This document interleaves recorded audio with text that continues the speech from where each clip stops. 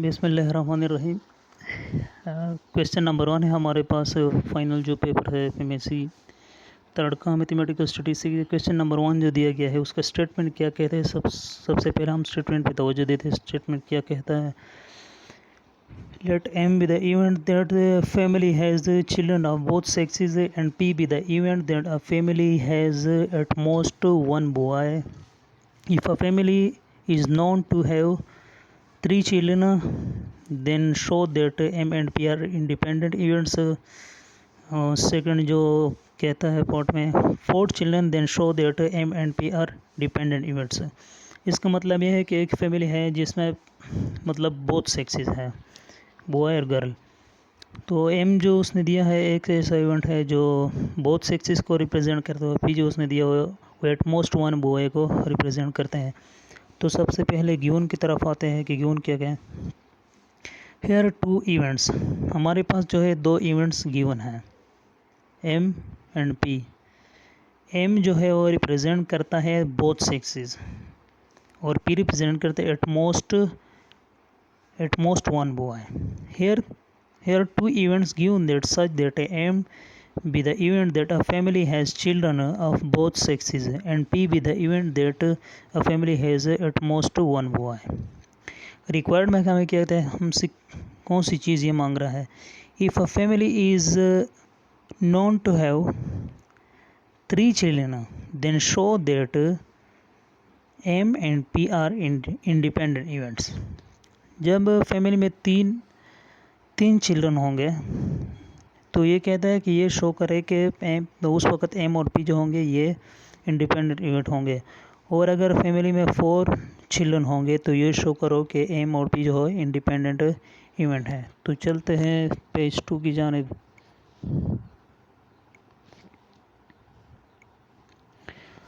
अच्छा, then show that M and P are independent events है। Second जो है हमने ये शो करना है, अगर 4 चिल्ड्रन हुए तो हमने ये शो करना है कि M and P are dependent events. तो प्रोसीजर हमें क्या करना है, let b denote a boy and g a girl. हम बॉय को स्मॉल बी से डिनोट करते हैं और गर्ल को स्मॉल जी से डिनोट करते हैं। तो सबसे पहले हम सैम्पल स्पेस की तरफ आते हैं। सैम्पल स्पेस क्या होगा इसका, सैम्पल स्पेस में जो 8 एलिमेंट आएंगे, क्योंकि 2 की पावर 3 से हमें क्या मिलता है। पहले पार्ट में क्या कहते हैं कि इफ़ 3 चिल्ड्रन, अगर 3 चिल्ड्रन हुए तो ये साबित करें कि ये एम और पी जो है इंडिपेंडेंट है। तो हमें सैम्पल स्पेस जो इस केस में लेना है वो उसमें जो एलिमेंट की तादाद होगी वो 8 होगी। So since M children of both sexes, M जो है चिल्ड्रन ऑफ बोथ सेक्सेस को रिप्रेजेंट करते हैं, तो इसमें वो एलिमेंट आएंगे जिसमें बोथ सेक्सेस हो, मतलब बॉय भी हो और गर्ल भी हो। और पी में वो एलिमेंट आएंगे एट मोस्ट वन बॉय, यानी वो एलिमेंट आएंगे जिसमें कम से कम, जिसमें ज़्यादा से ज़्यादा एक बॉय हो, और वो एलिमेंट भी आएगा जिसमें कोई बॉय ना हो। Then M intersection P is, तो इन दोनों के इंटरसेक्शन में कौन से मेंबर आएंगे, जो मतलब है जो उसमें बॉय भी है और गर्ल भी है, दोनों के इंटरसेक्शन में एम इंटरसेक्शन पी में वो आएंगे। तो चलते हैं पेज 3 की जानिब। दस द रिस्पेक्टिव प्रोबेबिलिटी आर, इन तीनों के यानी एम पी और एम इंटरसेक्शन पी की जो प्रोबेबिलिटीज़ है वो हमने फाइंड करना है। तो सबसे पहले probability of M is equal to number of m divided by number of s is equal to 6 divided by 8 is equal to 3 divided by 4. Probability of p is equal to number of p divided by number of s is equal to 4 divided by 8 is equal to 1 over 2. And probability of m intersection p is equal to number of m intersection p divided by number of s is equal to 3 divided by 8.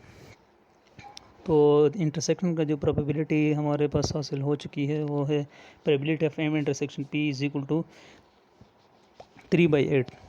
तो अब हमें पता है कि अगर कोई भी दो इवेंट हो जो इंडिपेंडेंट हो तो ये कंडीशन सेटिस्फाई करते हैं।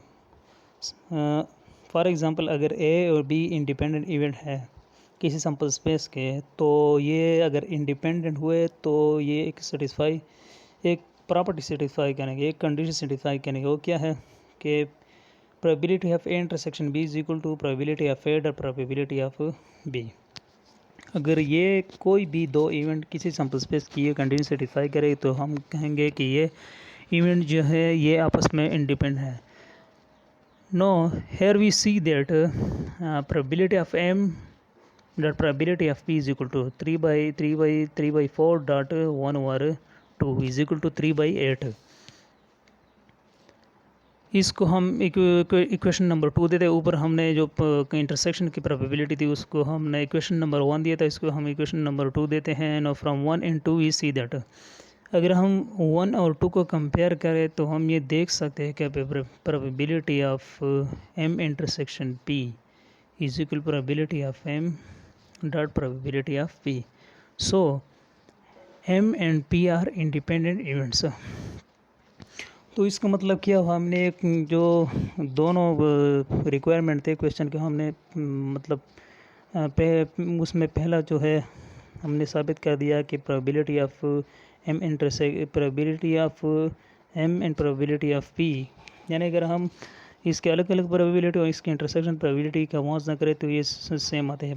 मतलब हमने पहला रिक्वायरमेंट जो था क्वेश्चन नंबर 1 पार्ट नंबर 1 कि आप ये साबित करें कि अगर तीन बच्चे हों किसी फैमिली में तो ये साबित करें कि उस वक़्त एम और पी जो होंगे आपस में इंडिपेंडेंट इवेंट्स होंगे, और हमने ये साबित कर दिया।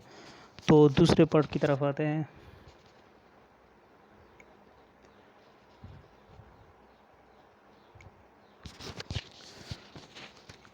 अगर इस पार्ट में क्या कहते हैं पेज नंबर 4 पर, अगर 4 चिल्ड्रन हुए मतलब 4 बच्चे हुए तो हमने ये शो करना है कि एम और पी जो है ये इंडिपेंडेंट इवेंट्स हैं।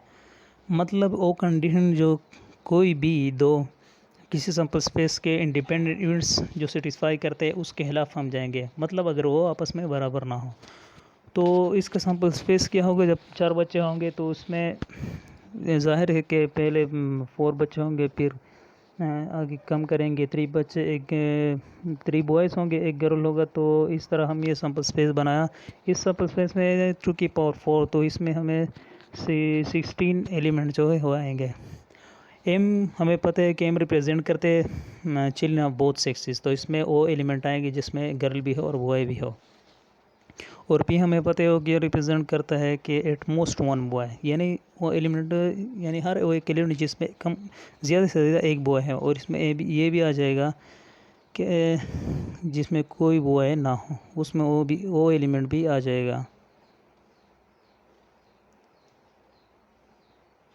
अच्छा, now M intersection P is equal to, तो इसमें कौन से एलिमेंट आएंगे, बी इसमें कौन से एलिमेंट आएंगे, इसमें वो एलिमेंट आएंगे जो दोनों में इंटरसेक्शन हो। एंड ईयर प्रोबेबिलिटीज़ आर, तो इन तीनों का उसी तरह जो हमने पहले पार्ट में प्रूव किया इसकी प्रोबेबिलिटीज़ भी हमने फाइंड करने हैं। तो चलते हैं पेज 5 की जानिब।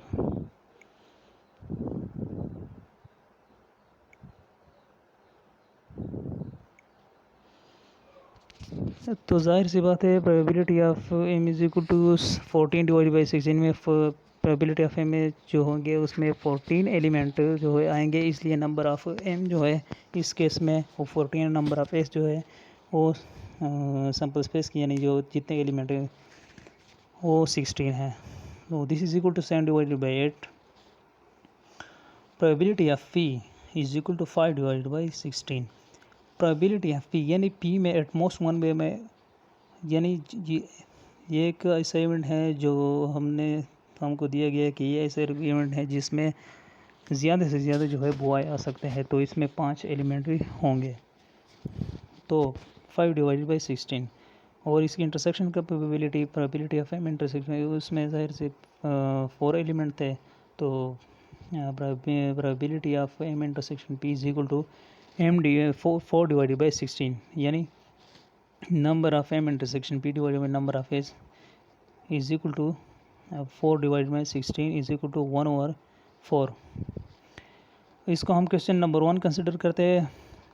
अब हमने वो कंडीशन प्रूव करना है कि यानी हम वो कंडीशन उसके खिलाफ जाएंगे जो हमने प्रूव किया था कि कोई भी किसी सिंपल स्पेस के दो इवेंट जो होंगे उसको हम इंडिपेंडेंट कहेंगे अगर ये कंडीशन सेटिस्फाई हो जाए। अब हमने डिपेंडेंट प्रूव करना है तो हमने इसके खिलाफ जाना है, यानी इसको आपस में जो बराबर ना हो तो हम ये कहेंगे कि डिपेंडेंट इवेंट्स हैं। We know that when two events are dependent, then probability of A intersection B not equal to probability of A dot probability of B. Now, probability of M dot probability of B is equal to 7 divided by 8 dot 5 divided by 16 is equal to 35 divided by 138.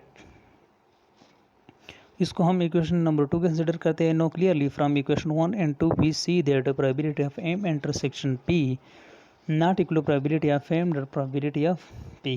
So M and P are dependent events, तो ये दोनों dependent events हुए, ये दोनों क्या हुए, ये दोनों डिपेंडेंट इवेंट्स हुए। और ये क्वेश्चन नंबर 1 का दूसरा पार्ट तो जो हमने प्रूव कर दिया। इस क्वेश्चन के दो पार्ट थे, हमने पहले पार्ट में हमने ये प्रूव करना था कि एम और पी जो होंगे इंडिपेंडेंट होंगे अगर फैमिली में 3 चिल्ड्रन हों, और दूसरे पार्ट में हमने ये प्रूव करना था कि अगर फैमिली में 4 चिल्ड्रन हो तो एम और पी डिपेंडेंट हो, तो हमने वो भी प्रूव कर दिया।